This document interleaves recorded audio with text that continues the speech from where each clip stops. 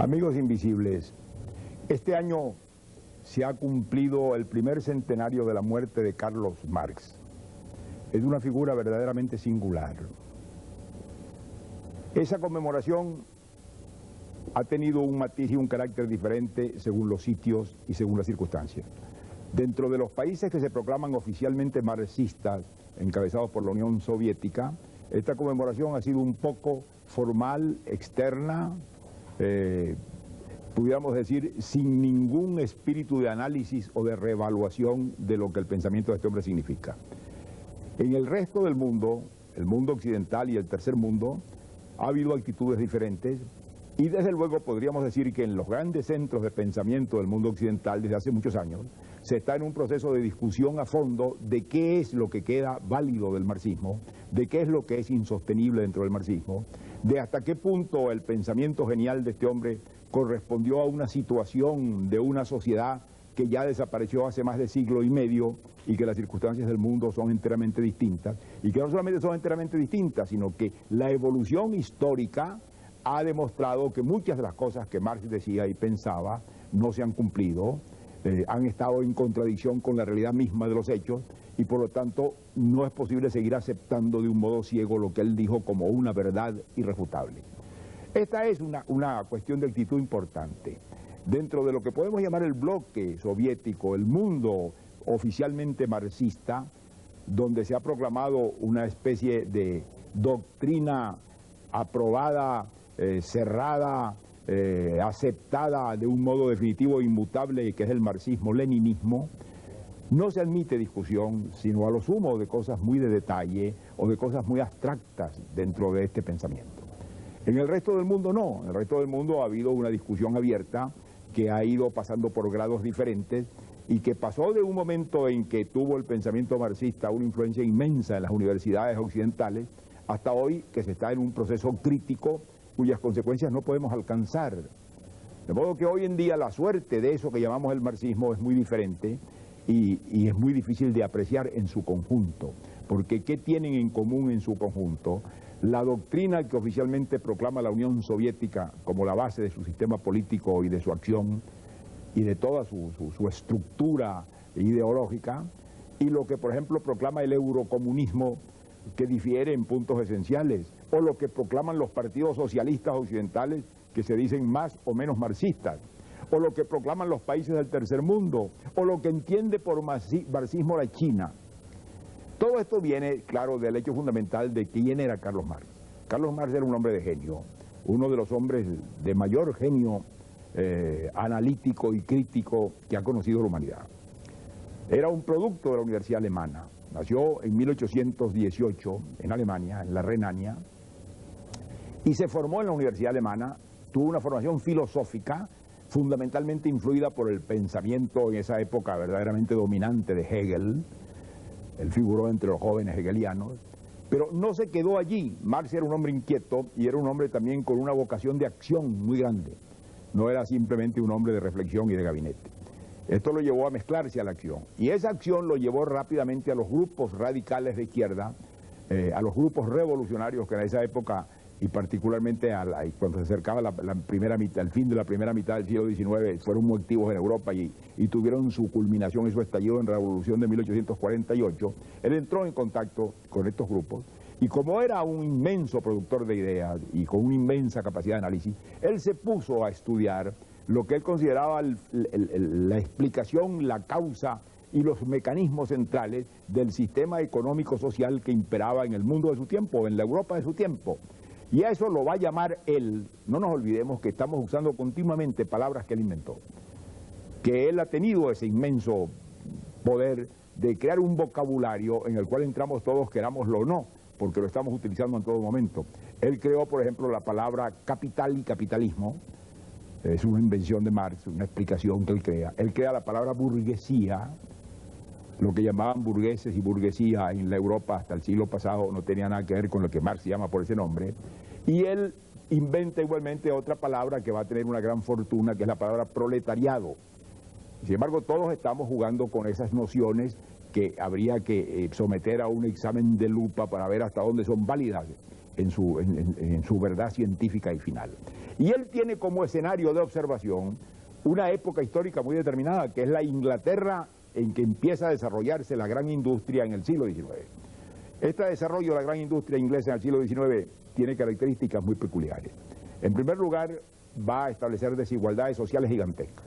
Inglaterra había sido un país rural, un país de campesinos, y de pronto esas masas van a fluir a las ciudades, se van a acumular en condiciones de miseria extrema, van a trabajar en condiciones inaceptables de dureza, jornadas de 10 horas y de 12 horas diarias, en que trabajaban mujeres y niños, en condiciones de miseria extrema, con salarios sumamente bajos, y muriendo la mayoría de ellos víctimas de la tuberculosis y de enfermedades de todas clases. De modo que el cuadro era sencillamente repugnante y doloroso.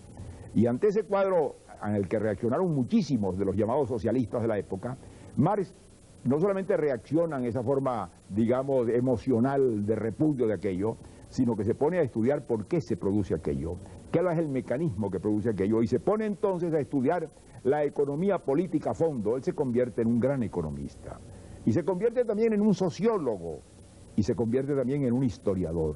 Todo esto lo maneja Marx, y lo mezcla, y del manejo y mezcla de estas disciplinas diferentes sale lo central de su pensamiento, que es el marxismo. ¿Qué es el marxismo? Es muy difícil definirlo en 4 palabras. Es una mezcla de 2 cosas. Es una mezcla de doctrina científica y filosófica que parte de la observación del hecho del funcionamiento de la economía en su tiempo y de sus efectos sociales, y de una especie de profecía. Marx nunca deja de ser un profeta. Él está pensando que la historia tiene un rumbo y tiene un destino. Además, no solamente él es finalista, él piensa que la historia tiene un rumbo y un destino determinado, en lo cual coincide con la visión de muchos pensadores religiosos, sino que simultáneamente él tiene una tendencia que se dio mucho en los hombres de ciencia del siglo XIX al reduccionismo, es decir, a explicarlo todo por una causa, a reducir todo a un origen muy simple, que es el que explica todo lo demás. Claro, estas simplificaciones reduccionistas y finalistas, a la larga chocan con la realidad, porque la realidad humana no es abarcable, porque los hombres no tenemos manera de abarcar todo el fenómeno humano histórico y toda la complejidad del fenómeno social. Podemos tener aproximaciones a él, pero no hemos llegado, y posiblemente no podremos llegar nunca por limitaciones de nuestra capacidad de comprender, a abarcar todo ese fenómeno y a poderlo explicar como se explica el mecanismo de un reloj. Y esa es la tendencia que tuvieron sobre todo en el siglo XIX los hombres de ciencia. Desde luego él se inspira en cosas que vienen de otras fuentes. Por ejemplo, sobre él tiene una gran influencia Darwin. Él leyó a Darwin y le impresionó mucho la idea de la lucha por la existencia, que señala Darwin, que le iluminó a él otra idea que él aporta, que es la idea de que el mecanismo central de la historia es la lucha de clases. Él comienza por decir que la humanidad está dividida en clases y lo ha estado siempre, y que es la lucha entre esas clases la que ha determinado el curso de la historia. Y que la lucha entre esas clases está determinada por las técnicas de producción, por los mecanismos de producción, y que es por lo tanto la producción y la manera como se produce la riqueza y se distribuye la que determina la estructura social. Claro, hay mucho de verdad en esto, pero está muy lejos de ser toda la verdad. No es solamente la economía la que determina lo que los hombres hacemos y pensamos, la determinan muchísimas otras cosas que escapan a este análisis. Y él de ese examen saca entonces una proyección un poco profética y futurista. ¿Qué dice él? Dice, ese capitalismo que estamos viendo reposa en varios hechos. El primer hecho que él señala es lo que es la noción de la plusvalía. Es una noción filosófica abstracta, muy difícil, que consiste en decir que el valor viene del trabajo. Si el valor viene del trabajo y de ninguna otra causa, mientras más trabajo está incorporado en una cosa, más vale esa cosa. Esto no tiene duda. Sin embargo, no es así. No es así, porque no es la cantidad de trabajo la que determina el valor de las cosas. Claro, él se escapa y dice, no es la cantidad de trabajo que está en una cosa, es el promedio de trabajo que está en las cosas que se intercambian. Ya claro, esta es una noción más vaga y más difícil de precisar. Pero aún así, esto lo lleva a una conclusión. El capital productivo es el capital que se invierte en pagar salarios, porque desde luego el trabajo es el que produce riqueza. El capital que se invierte en otras cosas, el capital constante, ese no produce beneficio, porque el trabajo produce un beneficio mayor de lo que cuesta el trabajo, y esta es la plusvalía, y el capitalista es el que se adueña de esa plusvalía y por eso hace un beneficio y se enriquece. Ese es el nódulo del pensamiento marxista. Esto está desmentido por la historia por una razón muy simple, porque no solamente si esto fuera verdad, mientras mayor número de trabajadores hubiera en una empresa, mayores serían los beneficios. Mientras más grande fuera el capital variable, mayores serían los beneficios. Y toda la tendencia de la evolución económica del capitalismo hasta nuestros días ha sido a disminuir el trabajo. Cada día hay menos trabajadores para producir bienes. Cada día un hombre produce mayor cantidad de bienes a través del empleo de máquinas y de mecanismos en los cuales el hombre no interviene directamente. De modo que la mecanización de la producción en el mundo desmiente la teoría marxista en gran parte y la contradice. Pero en fin, no vamos a insistir en esto. Ahora, al él decir esto, él saca dos conclusiones. Este mecanismo por el cual el trabajador, el proletariado, como él dice, vende su fuerza de trabajo y la vende cada vez por un precio inferior porque necesita para comer, para reponer esa fuerza, hace que cada día haya más miserables, que los trabajadores cada día sean más pobres y que el capitalista cada día sea más rico y sean cada día menos. De modo que esto fatalmente va a llevar a un momento en que la inmensa mayoría de la humanidad sea una inmensa mayoría miserable, sin recursos de ninguna especie, y toda la riqueza esté concentrada en manos de un pequeño grupo de grandes capitalistas. Esto no es verdad, esto no ha ocurrido. La historia de estos 100 años corridos de la muerte de Marx revela lo contrario. El ascenso del nivel de las masas trabajadoras en el mundo entero ha sido impresionante. Hoy en día los niveles que alcanzan los obreros calificados en los grandes centros de producción del mundo no se podían ni soñar en tiempo de Marx. De modo que no ha habido un proceso de depauperización de las masas trabajadoras, sino todo lo contrario, un proceso de ascenso. El sindicalismo, los movimientos sindicales de los trabajadores han permitido que estos cada día estén en mejores condiciones, reciban mejores salarios, reciban mejores condiciones de trabajo, reduzcan las jornadas de trabajo. Todo esto va contra lo que Marx pensaba, que era que al contrario todos los días serían más esclavos, más miserables, más pobres, hasta el extremo final en que quedaría toda la riqueza en manos de 4 y la inmensa mayoría de la masa desposeída, que entonces prácticamente vendría lo que él llamaba la autodestrucción del capitalismo, la confiscación automática. De modo que el capitalismo se iba a destruir él mismo porque empobrecía cada vez más a las masas trabajadoras y concentraba la riqueza cada vez más en menos manos. Esto no se ha cumplido, desde luego, es todo lo contrario lo que ha ocurrido. Pero esto no afecta a una doctrina de este tipo, o la afecta sumamente poco. Entonces, claro, Marx preveía que vendría esa gran revolución, ese gran cambio, cuando llegara al extremo intolerable esa situación en los grandes centros industriales, porque era allí donde se iba a producir la revolución, y que en ese momento entonces terminaba lo que él llamaba la prehistoria y comenzaba el comunismo. Comenzaba la época en que todos los hombres iban a ser felices, en que todos los hombres iban a ser iguales, en que todos los hombres iban a sentirse en la plenitud de sus derechos, en la que no iba a haber conflicto, ni pugna, ni lucha, y en la que por lo tanto no habría ni gobierno, ni Estado, ni policía, porque todos los hombres seríamos tan felices y tan perfectos que viviríamos en la paz y en la igualdad de todos. Esto evidentemente ya entra en la promesa de tipo religioso. Este es un paraíso sobre la tierra que promete Marx, y aquí entra su aspecto profético. Pero ninguna de estas cosas se ha cumplido, desde luego, ni es así. El Estado más poderoso que se proclama marxista, leninista en el mundo, que es el Estado soviético, va a cumplir ya dentro de poco 70 años. Y sin embargo, no ha disminuido el poder del Estado, no ha desaparecido el Estado, al contrario, el Estado cada vez es más poderoso, más grande, más interventor, de modo que no ha ocurrido esa previsión y no es visible que vaya a ocurrir.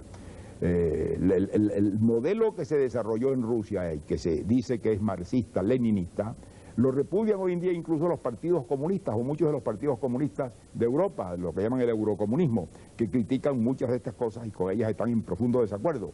Pero esto revela, por lo tanto, que en gran parte eso que se llama el marxismo, más que una filosofía, más que una explicación económica de la historia, más que una obra científica y por lo tanto rectificable y llena de errores, como toda teoría científica, se ha convertido para muchos en una doctrina, en un dogma, en una religión. Un hombre de profundo pensamiento como Albert Camus decía que se había convertido en una religión horizontal, es decir, en una religión sin trascendencia, sin más allá, sin Dios, pero en una religión en la cual el sentimiento que se tenía era de recibir una verdad revelada que no era objetable y a la que había que aceptar en bloque y obedecer en bloque, porque allí estaba todo lo que había que saber. Esta situación es la que el mundo hoy en día confronta en una forma muy curiosa. Según Marx y según la buena doctrina marxista, la revolución por la acentuación de esta desproporción entre las masas cada día más pobres y más miserables y la riqueza capitalista en menos manos y más escandalosamente desigual, provocaría en los grandes centros donde había la gran industria la expropiación automática y la revolución automática. No ha ocurrido así. La revolución marxista no ha ocurrido en ningún gran país industrial. Ha ocurrido muy curiosamente en países que según Marx no debían hacer la revolución. Ocurrió en Rusia, que estaba muy lejos de ser un gran país industrial, era un país más bien agrícola y muy atrasado en muchas cosas. Y luego ha ocurrido por invasiones militares, desde luego por la imposición a través de una ocupación militar de un régimen político en muchos países de Europa. No porque se haya producido espontáneamente, porque si la revolución en buena teoría marxista hubiera ido a producirse, ha ido a producirse en Inglaterra, ha ido a producirse en Francia, ha ido a producirse en la Europa industrial y ha ido a producirse en los Estados Unidos. Y no es allí donde se ha producido. Se ha producido en la Unión Soviética, se ha producido en la China, que era un país de campesinos, se ha producido en países de África donde se proclaman regímenes marxistas. ¿Hasta dónde son marxistas? ¿Qué tienen que ver con el marxismo? Sería cuestión de nunca acabar, salir a averiguarlo. Pero ellos proclaman esto y esto tiene un valor mágico. Esto tiene un valor mágico que excusa muchas cosas y excusa entre otras el sistema de una dictadura. Porque el marxismo-leninismo estableció una figura nueva, o la acentuó, que es la figura de la dictadura del proletariado. El proletariado, al tomar el poder por este mecanismo de autodestrucción del capitalismo, va a establecer una dictadura momentáneamente, y de esa dictadura entonces va a salir la nueva sociedad, esa nueva sociedad comunista, feliz, igualitaria. Ahora, ese mecanismo por el cual esa nueva sociedad va a surgir no se ha producido, y en los países en que ha ocurrido, lo que ha ocurrido es que un grupo político asume la dictadura en nombre de un proletariado inexistente. El proletariado no ejerce la dictadura en ninguna parte, la ejercen en nombre suyo grupos políticos que se dicen representar al proletariado, representar la vanguardia del proletariado, pero no el proletariado. De modo pues que no solamente se invoca esto para establecer dictaduras, para un régimen marxista en un medio no industrial en el cual según Marx no debía ni podía producirse la revolución, sino que se aseguran regímenes personales a perpetuidad y por vida entera. Hoy en día uno podría ver el panorama que en el mundo presenta el marxismo. Está en primer lugar la Unión Soviética y los países del bloque soviético en Europa, en los cuales hay un marxismo oficializado que no se discute. Ha dejado de ser una doctrina filosófica, política y económica para convertirse en un dogma religioso. No es posible discutir de ninguna manera lo que está dicho allí o aceptado allí o declarado allí como verdad marxista. No hay discusión en las universidades, no hay la posibilidad de objeción de ninguna especie. Eso se extiende a toda esa zona. Pero hay luego las versiones diferentes que han surgido del marxismo, por ejemplo la China. Mao Zedong hizo una revolución de campesinos, lo cual no tiene nada de marxista, y proclamó el marxismo. Pero su marxismo desde el primer momento trató de diferenciarse del de la Unión Soviética. De modo pues que eran dos partidos aparentemente marxistas, dos sistemas aparentemente marxistas, que entraban en pugna abierta, en pugna que llegó en algunos momentos casi al borde de la guerra, y que no ha logrado por lo demás nunca terminar. Tienen muchos años en esa especie de rivalidad y de mutua desconfianza en la que los unos denuncian a los otros como falsos marxistas o como no marxistas.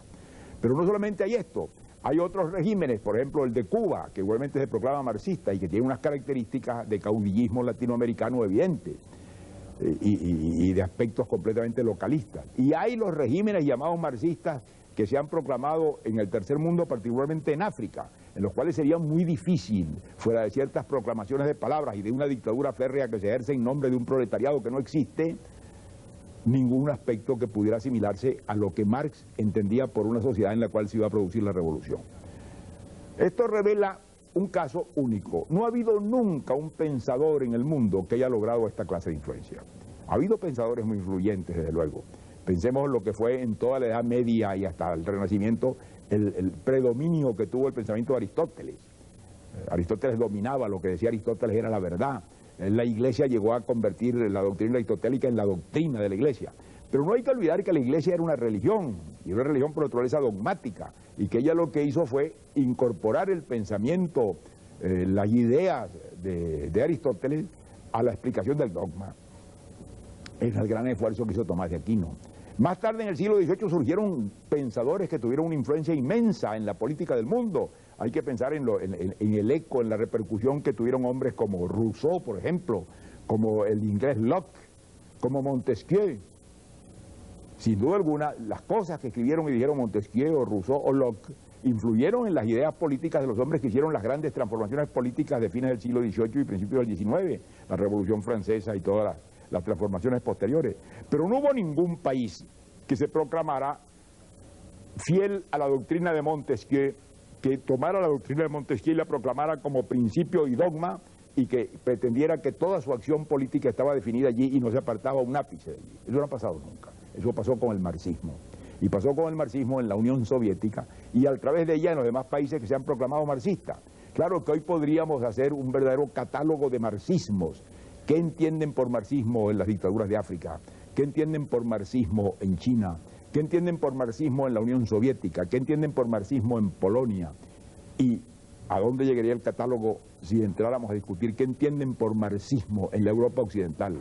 Incluso los partidos comunistas de eso que se llama el eurocomunismo, que tienen divergencias muy grandes. Y si sacáramos a luz la gran controversia que se desata hoy en día en las universidades occidentales en torno a qué queda del marxismo, qué es válido del marxismo, hasta dónde es aceptable como explicación del marxismo, entraríamos verdaderamente en un mundo de confusión.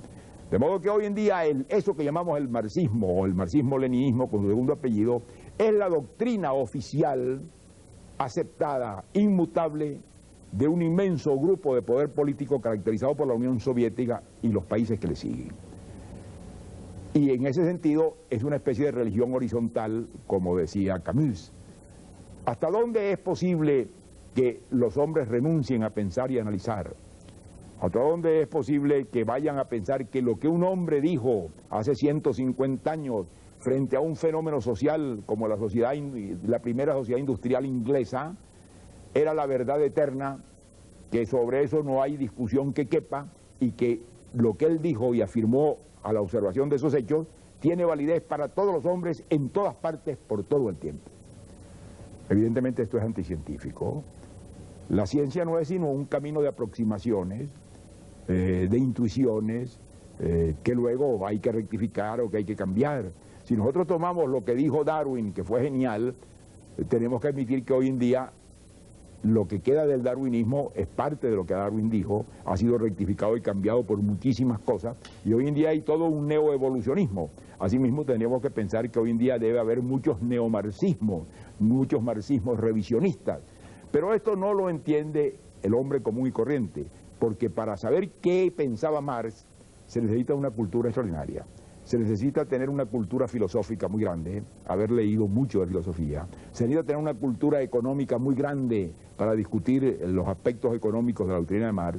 Se necesita tener una formación sociológica muy importante para discutir su aspecto sociológico. Se necesita tener una cultura histórica, y eso no es lo que tienen los que se llaman marxistas. Los que se llaman marxistas tienen una cartilla en la cual se han reducido elementalmente algunas de las cosas que dijo Marx y que se repiten, como durante mucho tiempo los chinos repitieron el librito rojo de Mao.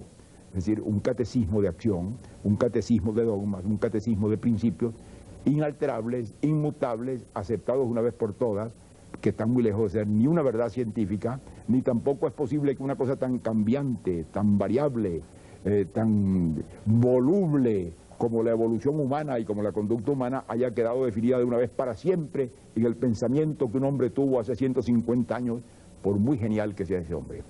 Y sin duda alguna que fue un hombre genial. Uno de los más grandes pensadores que ha visto la humanidad y que ha conocido la humanidad es Carlos Marx, y desde luego merece el respeto y la admiración de todos los hombres. Muchas gracias y hasta la próxima.